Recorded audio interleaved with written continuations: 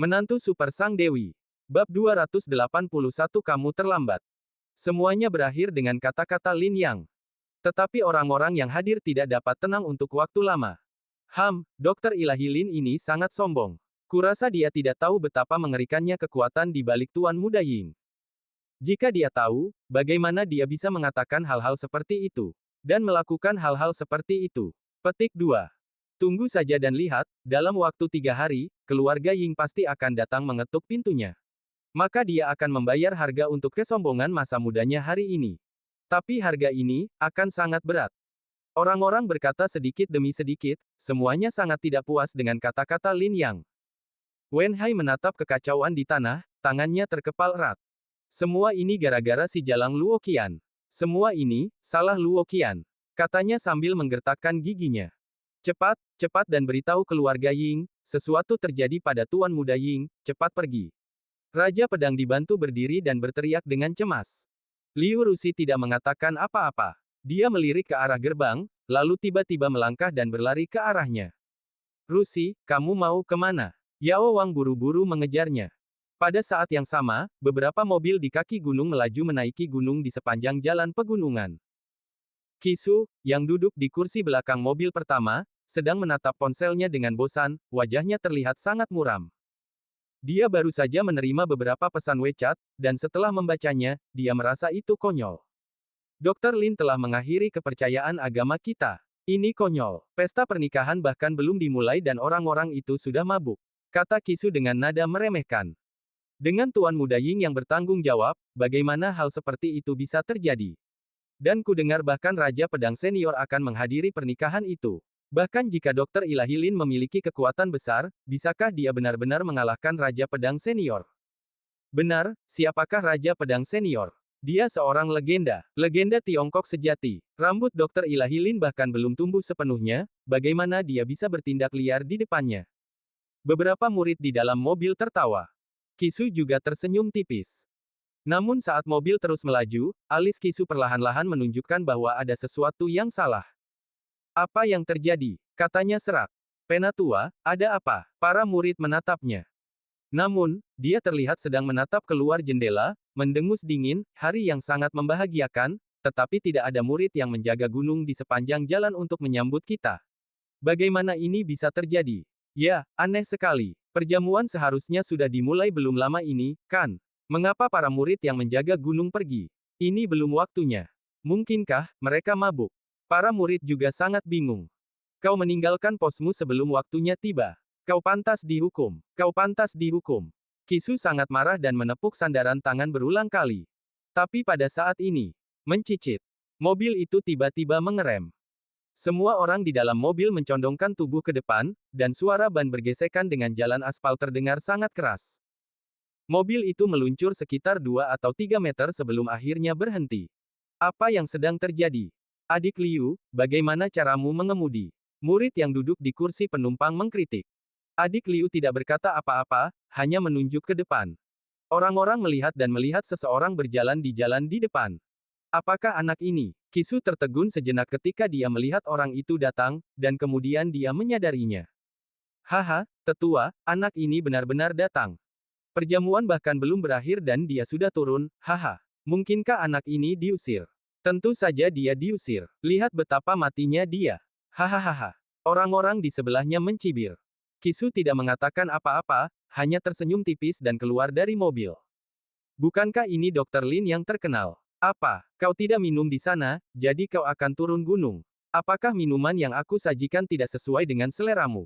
Qisu menyilangkan lengannya dan tersenyum tipis. Qisu. Lin yang meliriknya dan berkata dengan tenang, kamu terlambat, aku sudah memecahkan masalahnya. Masalahnya sudah terpecahkan. Qisu sedikit tertegun, jelas tidak dapat memahami apa yang dimaksud Lin Yang. Pada saat itu, seseorang datang berlari dari belakang. Dr. Lin, Master Lin. Terdengar suara yang jelas. Lin yang menoleh dengan acuh tak acuh dan melihat Liu Rusi berlari ke arahnya. Nona Liu, apakah ada yang salah? Lin yang bertanya dengan tenang. Liu Rusi bernapas pelan, dan butiran-butiran keringat mengalir dari wajah mungilnya yang cantik. Dia menepuk dadanya dengan lembut dan berkata, Tuan Lin, Anda tidak perlu khawatir tentang urusan keluarga Ying. Sudah lama saya katakan bahwa ini tidak ada hubungannya dengan Anda. Lin yang menggelengkan kepalanya. Tidak, ini ada hubungannya denganku. Suara Liu Rusi tiba-tiba meninggi beberapa derajat, dan matanya sedikit merah. Lin yang sedikit tertegun dan menatapnya dengan heran. Namun, Liu Rusi kemudian mengerutkan bibirnya dan berbisik, Tuan Lin, Anda baru saja mengatakan bahwa Anda tidak membunuh Ying Polang karena saya. Ini bukan pertama kalinya kita bertemu. Anda telah mengalahkan Raja Pengobatan Korea dan pergi dengan marah. Anda juga telah memaksa Sekolah Selatan untuk menundukkan kepala. Saya sebenarnya bisa menebak orang macam apa Anda. Jika bukan karena wajah saya hari ini, Anda pasti telah membunuh Ying Polang, tetapi Anda tidak melakukannya, jadi ini ada hubungannya dengan saya. Lin yang tidak mengatakan apa-apa. Liu Rusi memang seorang wanita baik hati, dan dia tahu hal itu saat pertama kali melihatnya. Dr. Lin, jangan khawatir tentang hal-hal lainnya. Saya akan mengurusnya. Tolong percayalah. Namun, saya hanya meminta Anda untuk berjanji satu hal. Apakah itu tidak apa-apa? Liu Rusi menatap Lin yang dengan mata berbinar dan berkata dengan sungguh-sungguh. Kau bilang begitu. Lin yang berkata dengan tenang. Tolong, pastikan untuk menyembuhkan penyakit tersembunyiku dalam waktu 3 hari. Kata Liu Rusi dengan serius. Matanya tampak sangat bertekad. Oh, Lin yang sedikit terkejut. Adapun Kisu yang berdiri di sampingnya, dia sudah tercengang. Bab 282, pergi ke gunung dan lihatlah. Mengobati penyakit tersembunyimu. Itu tidak sulit. Lin yang menggelengkan kepalanya dan berkata, apakah kamu menggunakan resep yang kuberikan sebelumnya tepat waktu? Tentu saja, nenekku juga melihat resep Dr. Lin. Dia kagum dan berkata bahwa ini adalah resep yang hanya bisa ditulis oleh dewa. Liu Rusi mengangguk. Suaranya sangat lembut, dan aku tidak tahu apakah itu karena dia lemah atau apa. Saya akan memberikan resep lain. Gunakan tepat waktu. Bahkan jika Anda tidak dapat pulih dalam 3 hari, setidaknya Anda akan pulih sepenuhnya dan hidup Anda tidak akan dalam bahaya lagi. Lin yang mengeluarkan pena dan kertas dari sakunya dan mulai menulis dengan cepat. Lalu dia menyerahkannya pada Liu Rusi.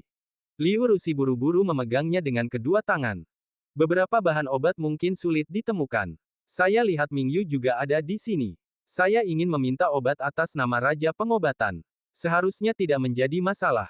Baiklah, terima kasih, Dr. Lin. Liu Rusi menatap resep itu, air mata mengalir di matanya.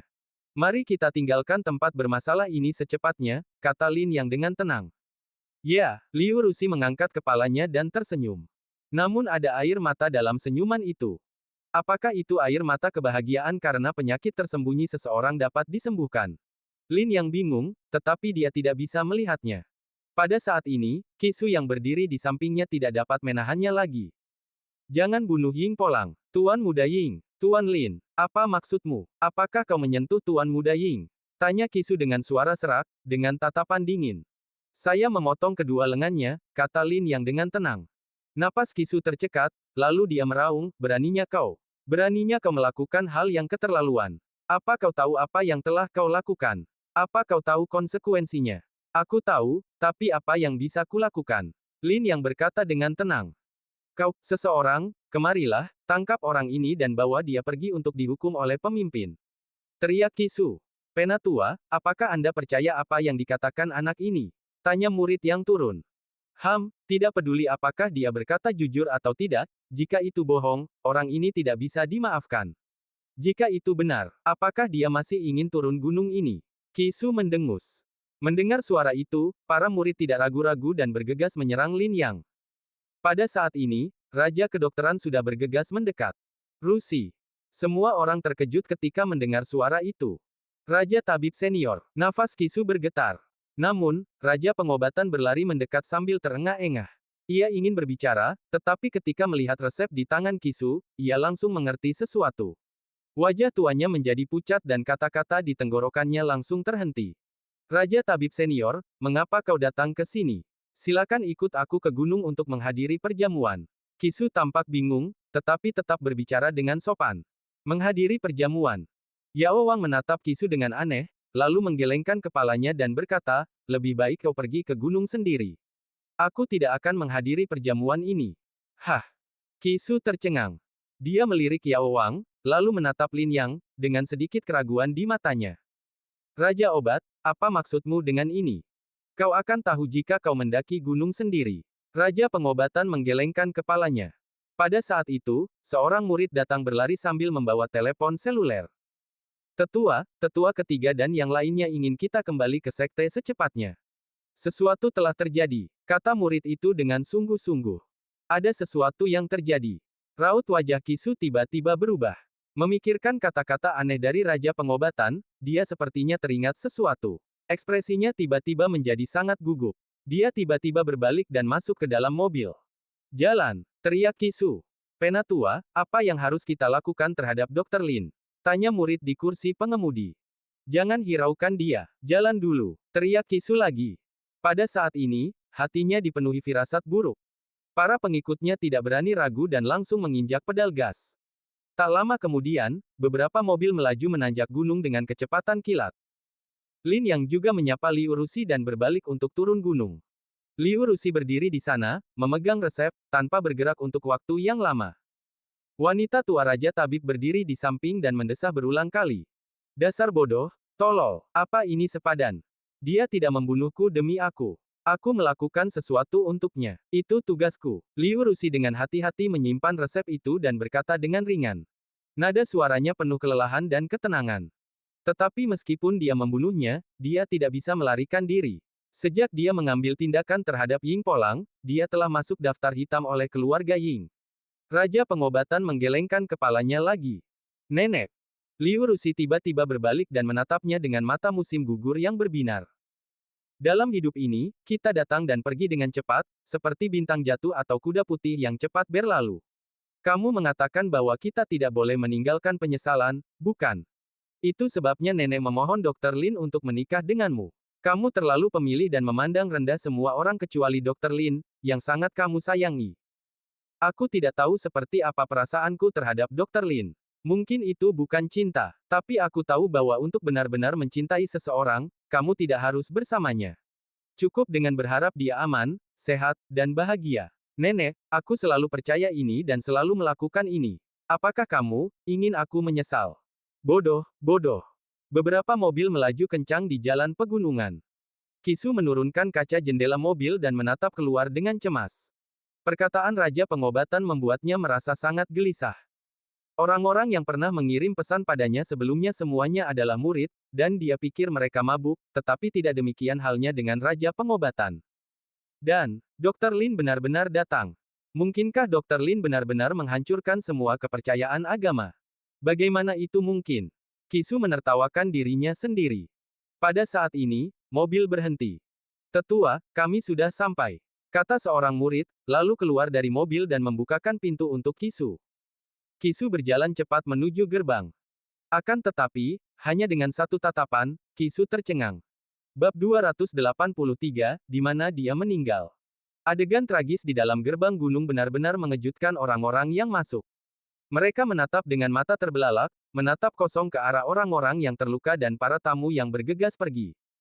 Aula itu berantakan. Tanahnya berlubang-lubang, seolah-olah telah dikunyah oleh anjing. Selain itu, ada darah dan mayat, semuanya membuat perjamuan tampak kurang meriah. Bagaimana ini bisa terjadi? Kisu membelalakkan matanya dan bergumam pada dirinya sendiri. Penatua Kisu, Anda akhirnya di sini. Sekarang hanya Anda yang bisa mengendalikan situasi. Seorang murid bergegas mendekat dan berkata seolah-olah dia telah menemukan seorang penyelamat. Apa yang terjadi? Siapa yang melakukan ini? Di mana pemimpinnya? Tanya Kisu ragu-ragu. Wajah murid itu menjadi pucat, dengan ketakutan di matanya, dan dia berkata dengan gemetar, ini semua dilakukan oleh Dr. Ilahi Lin. Adapun pemimpinnya, dia telah dilumpuhkan, oleh Dr. Ilahi Lin. Apa? Kisu tersambar petir. Dia tidak pernah membayangkan bahwa kekuatan Dr. Lin begitu besar hingga dia benar-benar datang untuk membunuhnya dan menjungkirbalikkan agama Chong. Hanya untuk Luo Qian. Hanya untuk Luo Qian. Kisu kembali tersadar, wajahnya memucat. Pada saat ini, Wen Hai berjalan mendekat sambil linglung. Tuan Wen. Kisu segera menghampirinya. Penatua Kisu, Anda telah kembali, kata Wen Hai dengan suara serak. Apakah kamu baik-baik saja? Tanya Kisu tergesa-gesa. Aku baik-baik saja, tapi ayahku dan Tuan Muda Ying tidak dalam keadaan baik. Apakah Tuan Muda Ying, benar-benar kedua tangannya dipotong oleh Lin Yang? Raut wajah Kisu tampak sangat jelek. Lengannya sudah diperban, tetapi saya tidak tahu apakah lengannya bisa diselamatkan. Keluarga Ying telah menerima berita itu dan sedang bergegas ke sini. Tetua Kisu, silakan pergi dan jemput orang-orang dari keluarga Ying. Wen Hai berkata setelah ragu-ragu. Ketika Kisu mendengar ini, seluruh tubuhnya gemetar. Dia menatap tajam dan berbisik, Tuan Muda Wen, Anda harus mengerti apa yang akan dihadapi Sekte Chongzong kita saat keluarga Ying datang. Ying Polang menderita kerugian besar di sini, dan Dr. Lin pasti akan menghadapi balas dendam dari keluarga Ying, tetapi Sekte Chongzong kita tidak akan kebal. Keluarga Ying pasti akan menghukum kita. Anda meminta saya pergi agar saya bisa menghadapi amukan keluarga Ying. Apalagi, bukankah Anda membawa Luo Qian ke sini? Jika bukan karena dia, Sekte Chongzong kita tidak akan berada dalam situasi ini hari ini. Wen Hai melangkah maju dan menatapnya dengan mata merah. Jadi kau ingin aku menghadapi keluarga Ying? Kisu mendorong Kisu dan mendengus marah. Kisu, kamu. Wen Hai sangat marah. Karena pemimpin telah digulingkan dan para tetua lainnya terluka, Sekte Chongjiao sekarang berada di bawah yurisdiksiku. Wen Hai, terserah padamu untuk menangani penerimaan keluarga Ying. Bagaimanapun, kau adalah putra pemimpin. Keluarga Ying tidak akan melakukan apapun padamu. Kata Kisu dingin. Apa katamu? Nafas Wen Hai bergetar. Kau hanya bisa melakukan ini. Karena kaulah yang mengundang Tuan Muda Ying. Kaulah orang pertama yang bertanggung jawab. Kisu mendekat dan berkata dengan dingin. Wajah Wen Hai langsung pucat pasi, dia berdiri di sana, seluruh tubuhnya gemetar, tidak dapat berkata apa-apa. Kisu mendengus dan berkata dengan tenang, jangan terlalu khawatir. Kami akan berusaha sebaik mungkin untuk menenangkan emosi keluarga Ying. Bagaimanapun, Dr. Lin lah yang membuat Tuan Muda Ying seperti ini. Cara terbaik adalah mengalihkan kemarahan sesegera mungkin dan membiarkan keluarga Ying menemui Dr. Lin untuk menyelesaikan masalah. Apa yang akan kamu lakukan? Tanya Wen Haining.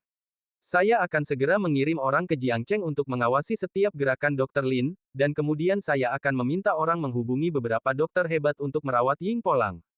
Keluarga Ying tidak bersikap tidak masuk akal. Jika kita melakukan yang terbaik, mereka tidak akan melakukan apapun kepada kita karena menyembah agama. Kata Kisu dengan tenang. Wen Hai diam-diam mengepalkan tangannya tetapi tidak dapat membantah, jadi dia menggertakkan giginya dan berkata, ini adalah satu-satunya cara. Jangan khawatir, itu akan segera terjadi, paling lama 3 hari, paling lama 3 hari. Orang Lin itu akan membayar harganya. Setelah turun gunung, Lin yang pergi ke rumah sakit untuk menjenguk Luo Qian.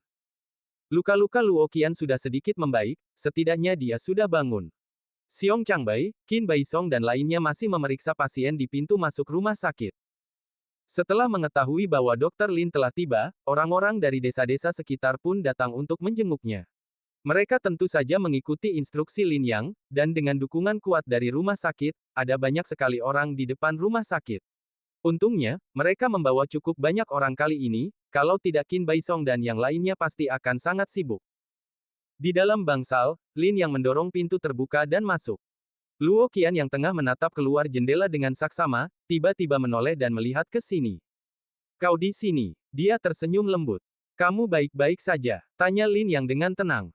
Aku sudah jauh lebih baik sekarang. Aku hanya perlu istirahat sebentar. Lin Yang, terima kasih banyak untuk waktu ini. Luo Qian berkata dengan lembut. Sama-sama, aku bilang aku akan mengantarmu pergi, kata Lin Yang sambil tersenyum. Lalu, apa yang akan kau lakukan terhadap agama Chongjiao? Luo Qian bertanya dengan hati-hati. Sudah terpecahkan. Terpecahkan. Mata Luo Qian Qiu membelalak. Jangan khawatir, Sekte Chongjiao tidak akan merepotkanmu lagi, kata Lin Yang sambil tersenyum. Benarkah? Luo Qian tampak bingung.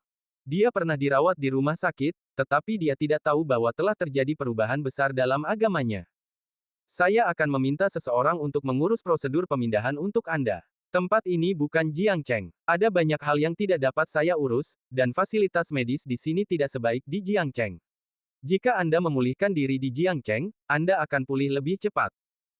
Luo Qian menatap Lin Yang dengan lembut, dengan kilatan di matanya, tetapi dia tidak banyak bicara, hanya mengangguk dengan lembut.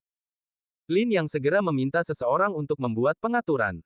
Tak lama kemudian, ambulans berhenti di depan rumah sakit. Lin Yang mengikuti Luo Qian kembali ke Jiangcheng, sementara Qin Baisong dan Xiong Changbai tetap tinggal di sana untuk memeriksa pasien. Kamu harus tinggal di Century Pride dulu, dan jangan kembali ke keluarga Luo untuk sementara waktu. Keluarga Luo sedang tidak tenang akhir-akhir ini. Baiklah, Luo Qian mengangguk. Lin yang mengeluarkan ponselnya dan mengirim pesan kepada Gong Xiyun dan Ma Hai, meminta mereka untuk memperhatikan bandara, persimpangan jalan raya, dan tempat-tempat lainnya, serta mengawasi dengan cermat masuk dan keluarnya orang luar. Fakta bahwa keluarga Ying mampu membuat semua orang beragama ketakutan sudah cukup untuk menunjukkan betapa berkuasanya keluarga Ying. Lin yang belum pernah mendengar tentang keluarga dengan nama keluarga Ying di Yanjing. Dia takut bahwa keluarga Ying mungkin merupakan sekte terpencil yang berkuasa. Karena pihak lain ingin membalas, tentu saja dia harus bersiap dengan baik. Sebenarnya, dia sudah punya cara untuk mengatasinya dalam pikirannya. Tetapi tidak lama setelah pesan teks terkirim, tiba-tiba ada panggilan telepon masuk. Lin yang melirik ide penelepon dan tertegun. Ini sebenarnya panggilan Zhang Qingyu. Sekarang Zhang Qingyu sangat membenci Lin Yang, mengapa dia menelepon Lin Yang? Mungkinkah sesuatu yang aneh terjadi di Jiangcheng lagi? Apakah ada sesuatu? Lin yang bertanya dengan hati-hati. Kemana saja kau? Cepat kembali. Sesuatu telah terjadi. Kembalilah ke sini sekarang juga. Suara marah Zhang Qingyu terdengar dari ujung telepon. Bab 284, pilihan yang diberikan oleh keluarga Lin. Lin yang mengerutkan kening. Meskipun dia tidak senang dengan kata-kata Zhang Qingyu, tidak ada gunanya berdebat dengan orang seperti itu. Apa yang terjadi? Lin yang bertanya dengan tenang. Ada apa? Ada yang datang ke rumahmu. Sekarang dia datang ke tempat kita untuk membuat masalah. Lin Yang, kukatakan padamu, jika kau tidak segera menyingkirkannya, jangan salahkan aku karena memanggil polisi. Zhang Qingyu berkata dengan dingin, lalu langsung menutup telepon. Lin Yang mengerutkan kening. Seseorang dari keluarga Lin datang. Tampaknya mereka tidak dapat menahan diri lebih lama lagi dan tidak mau menunggu balasan Lin Yang, jadi mereka berencana untuk datang dan menemui Dr. Lin secara langsung. Ada apa? Tanya Luo Qian. Tidak apa-apa, Lin Yang tersenyum. Luo Qian tampak bingung, tetapi tidak mengajukan pertanyaan lebih lanjut. Beberapa jam kemudian, mobil tiba di rumah sakit rakyat. Lin Yang berlari untuk menangani prosedur pemindahan Luo Qian, lalu melaju ke rumah sewa keluarga Su Guang. Su Yan telah keluar dari rumah sakit. Meskipun lukanya belum sembuh, dia benar-benar tidak tahan dengan bau rumah sakit. Selain itu, dia memiliki kepribadian yang kuat. Perusahaan saat ini sedang berkembang pesat, dan dia telah menyebabkan begitu banyak masalah yang membuatnya menundanya untuk waktu yang lama. Jika dia pulih di rumah, dia akan dapat mengurus beberapa urusan perusahaan, jadi dia menjalani prosedur pemulangan lebih awal. Lin yang memarkir mobilnya di pinggir jalan, memandang kawasan pemukiman lama, lalu berjalan mendekat. Bahkan sebelum aku mencapai pintu, aku mendengar suara teriakan dan umpatan dari dalam. Siapa kau? Jika kau tetap tinggal di rumahku, jangan salahkan aku karena bersikap kasar. Lin Yang ada di sini, cepat keluar dari sini bersamanya, jangan tinggal di rumahku, keluargaku tidak tahan dengan nasib buruk dari kalian. Teriakan dan umpatan kasar terus berlanjut, itu adalah suara Zhang Qingyu. Lin Yang masuk. Melihat orang itu datang, Zhang Qingyu langsung melompat. Dasar tidak berguna, kau akhirnya kembali. Cepat, bawa keluargamu pergi. Jangan mengotori rumahku, teriak Zhang Qingyu. Lin Yang melirik Zhang Qingyu, lalu menatap pria tanpa ekspresi berjas yang duduk di sofa, dan kilatan cahaya melintas di matanya. Lin Yang, kemana saja kamu? Su Yan berjalan keluar sambil membawa tongkat. Aku pergi keluar untuk melakukan sesuatu. Melakukan sesuatu? Apa kau menghilang selama beberapa hari?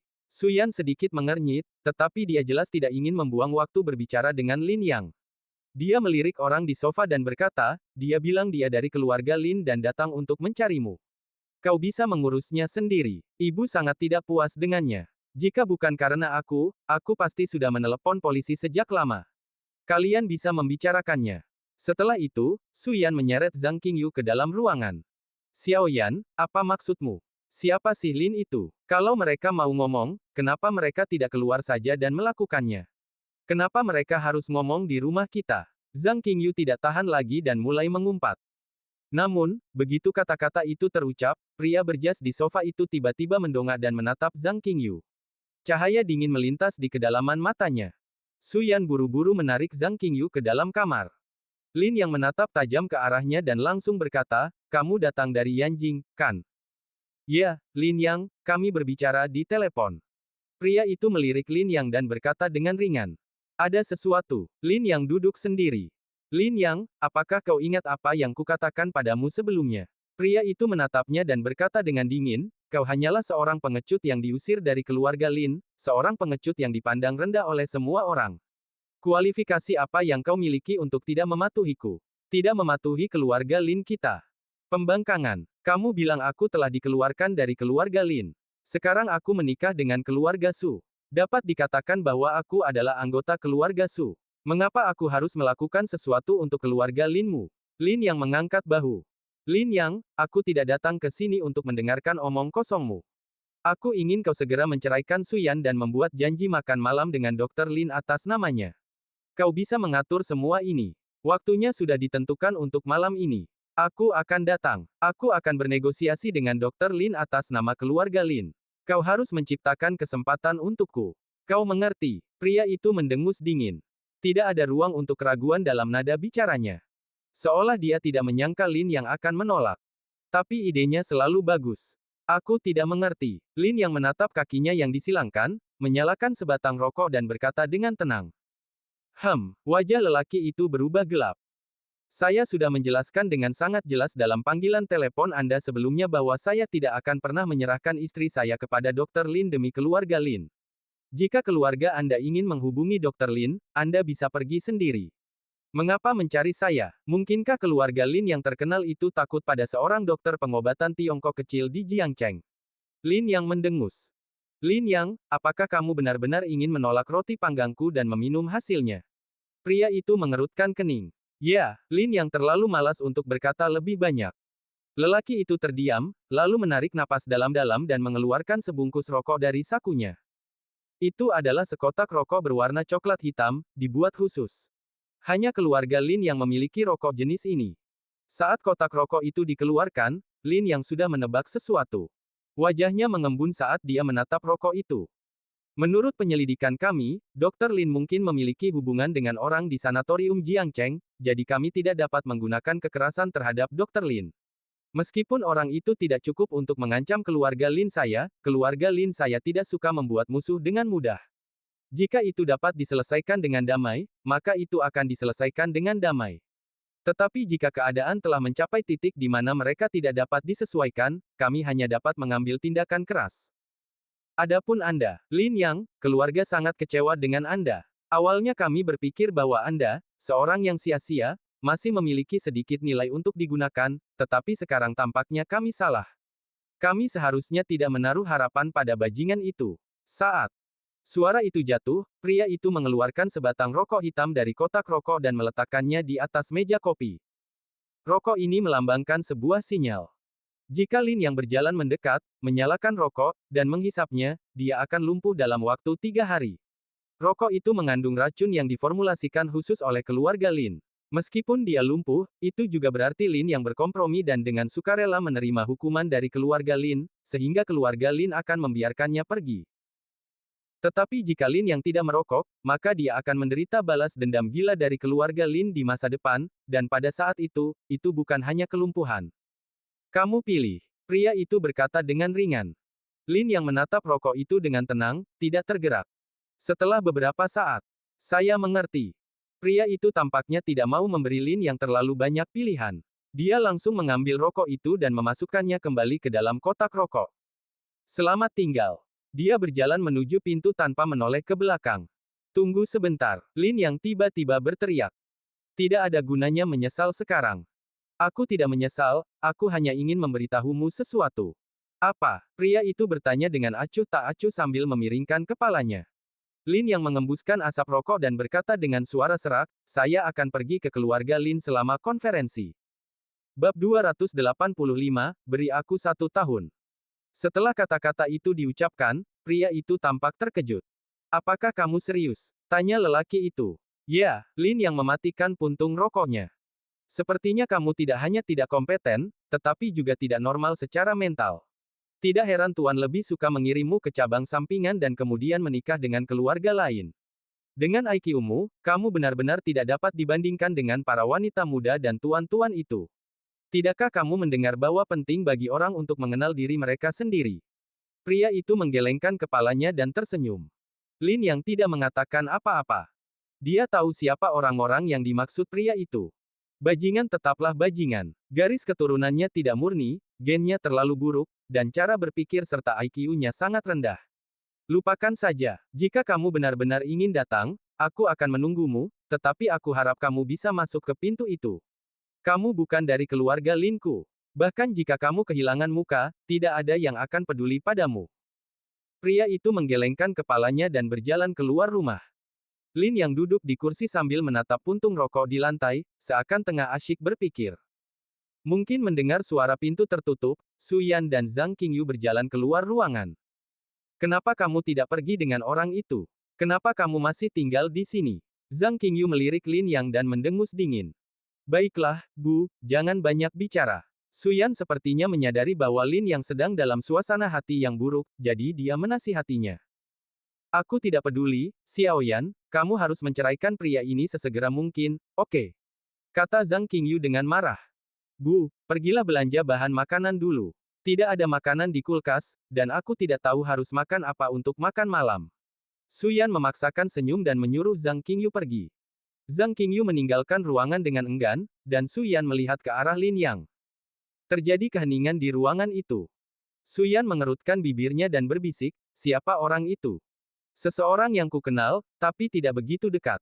Bukankah dia dari keluargamu? Su Yan bertanya lagi. Lin Yang tetap diam. Lin Yang, terkadang aku merasa kamu agak aneh. Tiba-tiba, Su Yan mengucapkan kalimat lain. Lin Yang menatapnya. Namun, Su Yan berkata dengan enteng, itu juga pasti kerabatmu, kan? Aku tidak tahu apa yang terjadi antara kamu dan keluargamu, tetapi menurutku apapun yang dilakukan keluargamu pasti demi dirimu. Apakah kamu mencoba membujukku? Lin Yang bertanya sambil tersenyum. Bukan itu maksudku, dan aku tidak tertarik. Kudengar ada sesuatu yang terjadi pada Qianer. Sekarang sudah baik-baik saja.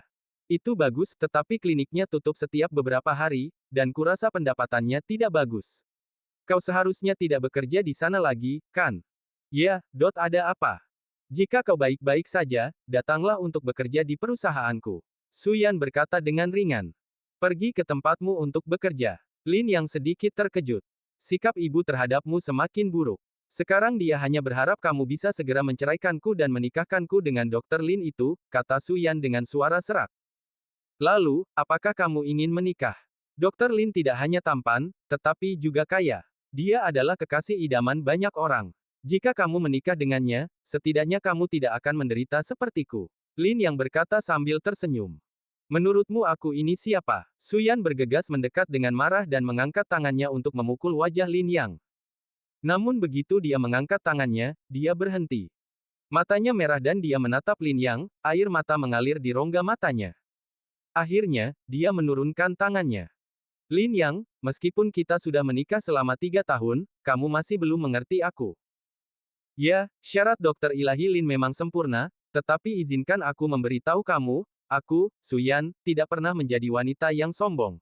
Meskipun aku tidak menyukaimu, dan meskipun pernikahan kita hanyalah kata-kata dari para tetua, aku selalu mementingkan pernikahan. Bahkan jika kita harus bercerai, aku akan mengikuti kesepakatan antara aku dan kakek dan menunggu 1 tahun lagi sebelum bercerai. Tidak sekarang. Su Yan sedikit gelisah, dan tatapan yang diberikannya pada Lin Yang dipenuhi dengan kebencian yang mendalam. Betapa dia berharap pria ini dapat lebih memahaminya, dan lebih memahami stres dan rasa sakitnya. Tetapi, pria ini tidak melakukannya. Dia tidak tahu apa-apa. Seolah-olah dia tidak peduli pada apapun. Lin Yang tidak mengatakan apa-apa. Su Yan diam-diam menyeka air mata dari sudut matanya. Dia menoleh dan berbisik, pikirkan saja aku yang keras kepala kali ini. Bisakah kau membantuku? Kau bilang begitu. Lin Yang berkata dengan tenang. Ibu makin tidak puas denganmu. Aku harap kamu bisa berpura-pura bekerja di perusahaanku. Dengan begitu, aku akan memberikan sebagian kinerja perusahaan kepadamu, sehingga ibu dan ayah akan menganggapmu cukup cakap. Setidaknya jangan mengecewakan mereka lagi. Dengan begitu, mereka tidak akan memaksaku menceraikanmu setiap hari. Begitukah? Beri aku waktu 1 tahun. Su Yan berbisik, setelah 1 tahun, saat waktunya tepat, mari kita bercerai. Apakah ini kesempatan yang diberikan kepadaku? Tidak, ini hanya penjelasan atas kegagalan pernikahanku. Su Yan berbisik, dan berjalan menuju kamar.